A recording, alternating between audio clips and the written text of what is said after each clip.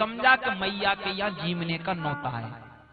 जो गणेश जी ने नए कपड़े पहने, रिद्धि सिद्धि को तैयार किया और दोनों पत्नियों को लेकर सीता जी के द्वार पर माँ जानकी जी ने क्या किया, पूड़ी निकालने का झरना गणेश जी के हाथ में दे दिया और चकला बेलन रिद्धि सिद्धि को दे दिए, वो निकालो जल्दी। और माँ जानकी परोसनी का कार्य कर रही है। भोजन करते करते तेरे दिन तेरे रात जब हो गई तो गणेश जी महाराज भी पसीने पसीने हो गए।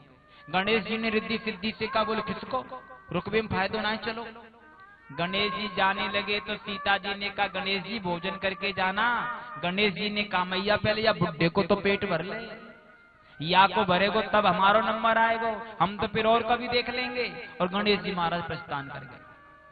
अम्मा जानकी बड़ी उदास हो गई। राम जी ने सीता जी की तरफ देखा तो सीता निराश नजर आई। अंतर्यामी प्रभु सब जाना, भगवान समझ गए सीता परेशान हो गई। राम जी अगस्त्य ऋषि के सामने जाकर खड़े हो गए। अगस्त्य ऋषि ने आंखों ही आंखों में राम जी से पूछा, प्रभु चलने दूं या बस करूं? भगवान ने कहा, महाराज यहीं रोक दो, सीता परेशान हो गई। अगस्त्य ऋषि ने कहा, चलो ठीक है, भोजन तो पूरा हो गया, अब जल लेकर के आओ। अम्मा जानकी रसोई में से कह रही है, मना कर दो, हमारे पास कोई जल बल नहीं है। तेरे दिन से भोजन कर रहे हैं, मटके दो मटके में तो काम चलेगा नहीं, और इतना पानी हम कहां से लेकर के आएंगे।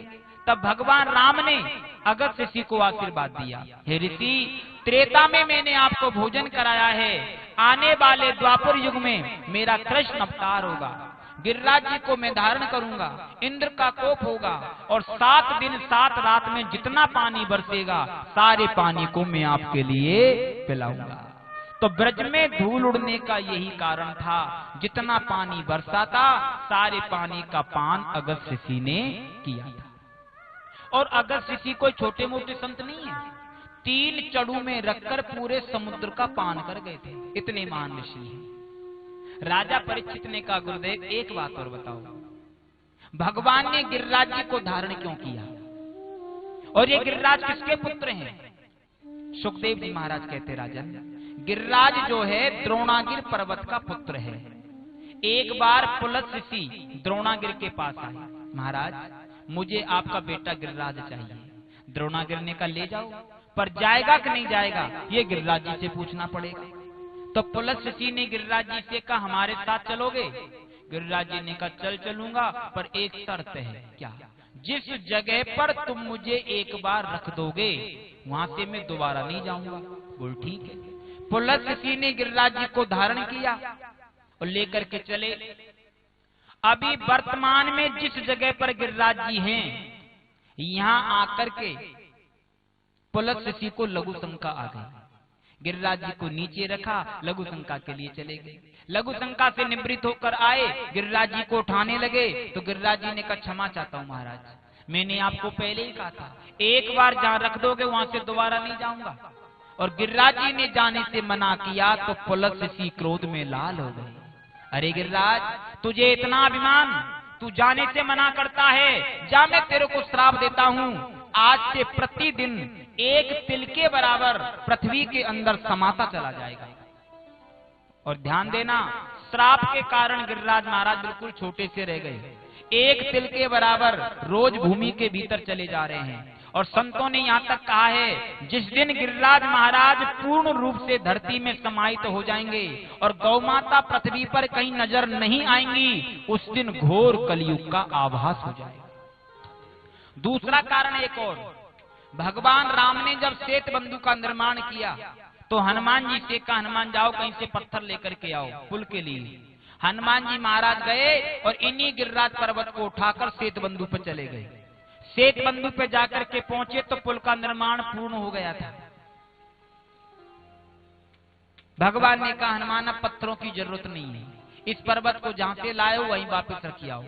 हनुमान जी वापस लाने लगे तो गिरिराज रोने लगा, अरे हनुमान ये तूने क्या किया, मैं तो आज बड़ा खुश हो रहा था, आज मैं भगवान राम की सेवा में काम आऊंगा, भगवान के चरण मेरे मस्तक पर धराऊ आएंगे, मेरा कल्याण होगा, पर हनुमान तूने मुझे कहीं का नहीं छोड़ा।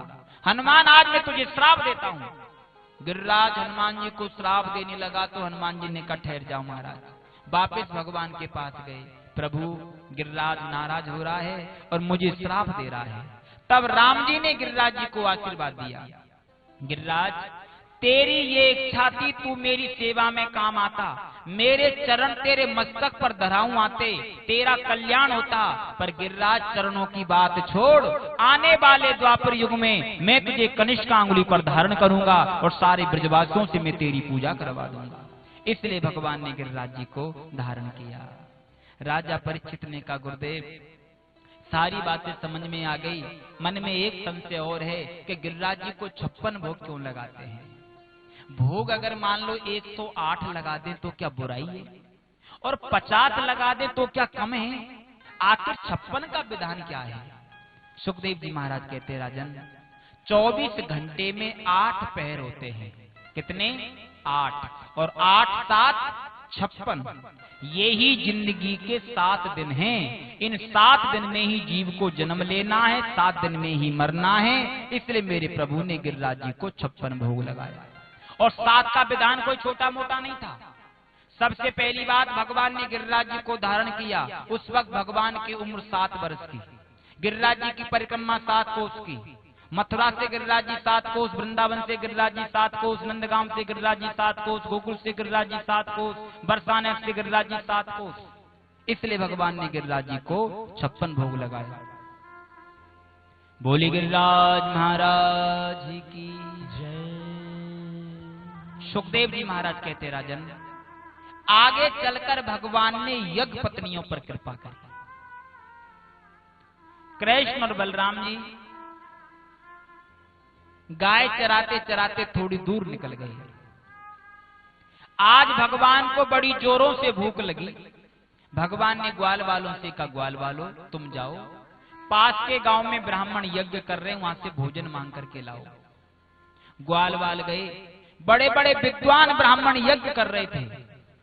उनसे जाकर के कहा, हमारे कृष्ण बलराम जी गाय चराने के लिए आए हैं और बड़ी जोरों से भूख सता रही है, थोड़ा भोजन दे दो। ब्राह्मणों ने कहा, चुपचाप चले जाओ, गांव की ग्वारी आओ, खट्टी मीठी छाछ पीने वालों, यहाँ भोजन मांगने के लिए आए हो। बेचारे भोले सखा वापिस चले गए। कन्हैया तू तो कह रो ब्राह्मण भोजन देंगे, अरे लाला उनने तो हमारी राम राम भी नहीं ली। भगवान ने कहा, तुम ब्राह्मणों के पास क्यों गए थे? तो कहां जाते भैया? अरे उनकी पत्नियों के पास जाते। जाओ। सारे ग्वाल वाल दोबारा गए। अब ब्राह्मण जहां यज्ञ कर रहे थे, यज्ञशाला के सामने उनके घर बने थे, उन घरों में वो ग्वाल वाल घुस गए। यज्ञ पत्नियां बोली, कैसे आए? ग्वाल वालों ने कहा, देवियों कृष्ण और बलराम जी तुम्हारे नजदीक गाय चरा रहे हैं और उनको आज बड़ी जोरों से भूख सता रही है, थोड़ा भोजन दे दो। यज्ञ पत्नियां बोली, तुम बैठो। सबने अपने अपने चूल्हे जलाए, किसी ने क्या बनाया, किसी ने क्या बनाया, और थोड़ी देर में 56 भोग बना करके तैयार किया। यज्ञ पत्नियां बोली, अगर तुम बुरा नहीं मानो हमारे हाथों से खिलाकर आए। बोले चलो। यज्ञ पत्नियों ने भोजन की थाली ली और ग्वाल वालों के संग में जा रही थी। अब ब्राह्मण जो यज्ञ कर रहे थे, इन्होंने देखा कि ये तो चली।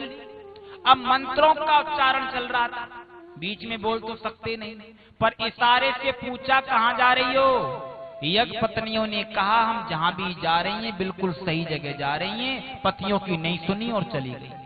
कृष्ण बलराम जी को गोदी में बिठाया और अपने हाथों से उनको भोजन कराया।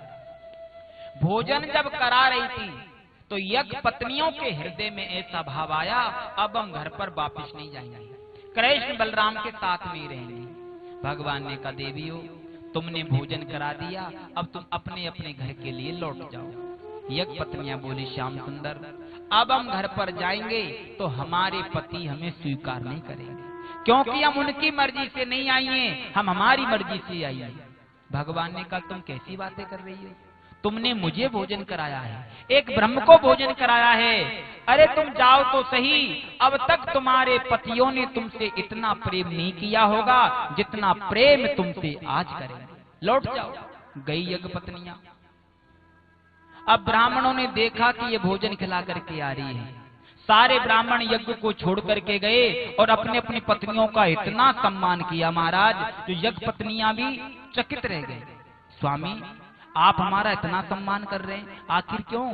आपकी वजह से आज हमें परमात्मा का दर्शन हुआ और आप हमारा सम्मान कर रहे हैं। ब्राह्मणों ने कहा, देवियों हम कितने बड़े दुर्भाग्यशाली हैं कि भगवान हमारे नजदीक आ गए फिर भी उनके दर्शन हमें नसीब नहीं हो पाए, और तुम कितनी भाग्यशाली हो जो अखिल ब्रह्मांड के नायक को अपने हाथों से खिलाकर आ रही हो, हम तो तुम्हें सम्मान दे करके ही प्रसन्न हो जाएंगे। यज्ञ पत्नियों का सम्मान किया। इसके बाद में भगवान ने समस्त ब्रजवासियों को वैकुंठ के दर्शन कराए हैं। और अब बहुत प्यारी कथा प्रारंभ हो रही है, महारास चरित्र।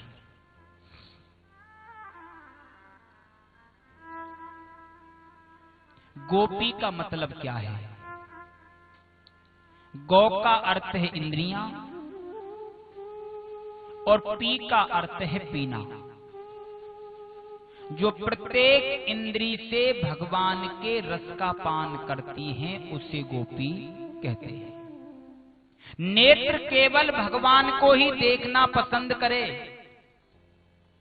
वाणी केवल भगवान का ही नाम लेना पसंद करे, कान केवल भगवान का ही गुणानुवाद सुनना पसंद करे, ऐसे प्रत्येक इंद्री से जो भगवान के रस का पान करती है या करता है वो प्रत्येक जीव गोपी है।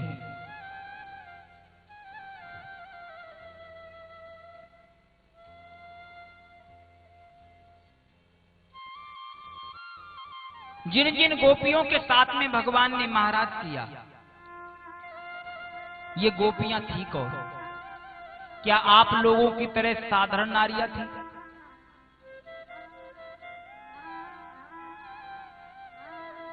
आइए हम लोग चर्चा करते हैं शास्त्र के अनुसार ये गोपियां पूर्व जन्म में कौन थी। भगवान राम जब जनकपुर में गए, जनकपुर की जितनी नारियों ने भगवान को काम की दृष्टि से देखा था, भगवान राम ने सबको आशीर्वाद दिया था, अगर तुम्हारी यही इच्छा है तो तुम द्वापर में गोपी बन करके आ जाना और मैं तुम्हारी इच्छा को पूर्ण कर दूंगा। सभी जनकपुर की नारियां ब्रज में आकर के गोपी बनी हैं।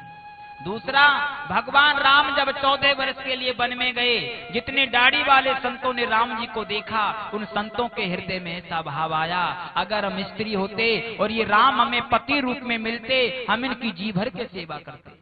भगवान राम ने आशीर्वाद दिया, चिंता ना करो, तुम जितने संत हो सब द्वापर में जाकर के गोपी बनोगी और मैं तुम सबके साथ में महारास रचाऊंगा। 2 कारण। तीसरा कारण, भगवान बामन बनकर के राजा बलि के द्वार पर भिक्षा मांगने के लिए गए। जितनी दैत्य कन्याओं ने बामन भगवान के रूप को देखा, उन कन्याओं के हृदय में ऐसा भाव आया, अगर ये राजकुमार हमें पति रूप में मिल जाएं तो हम इनकी तन-मन से सेवा करें। बामन भगवान ने आशीर्वाद दिया, अगर तुम्हारी यही इच्छा है तो तुम भी द्वापर में गोपी बन करके आ जाना और मैं तुम्हारी इच्छा को पूर्ण कर दूंगा।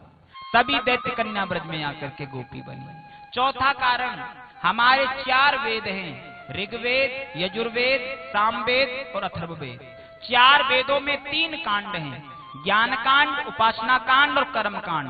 80,000 मंत्र हैं कर्म कांड के और 16,000 मंत्र हैं उपासना कांड के। ये सभी मंत्र ब्रज में आकर के गोपी बनी है। गोपियां कोई साधारण नारियां नहीं थी, वेदों की ऋचाएं, वेदों के मंत्र, बड़े बड़े संत महात्मा, ऋषि मनीषी, ये सब ब्रज में आकर के गोपी बनी है।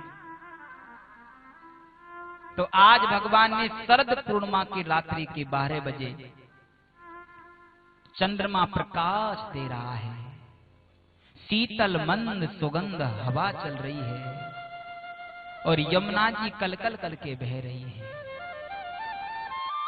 और भगवान ने बंसी से कहा। अब देखो यहाँ पर एक प्रश्न ये खड़ा होता है कि भगवान बंसी को क्यों बजाते हैं? बंसी के अंदर ऐसी क्या विशेषता है जिससे भगवान हमेशा अपने अधरों पे सजा करके रखते हैं? तो आप बंसी की विशेषता देखिए। बंसी को आप हाथ में लेकर और उसके भीतर ऐसे झांकना। बंसी जो होती है भीतर से पूरी पोली होती है।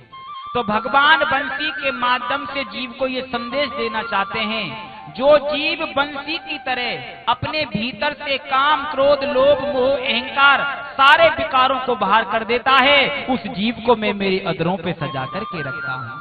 इसलिए भगवान बंसी को सदैव धारण करते हैं।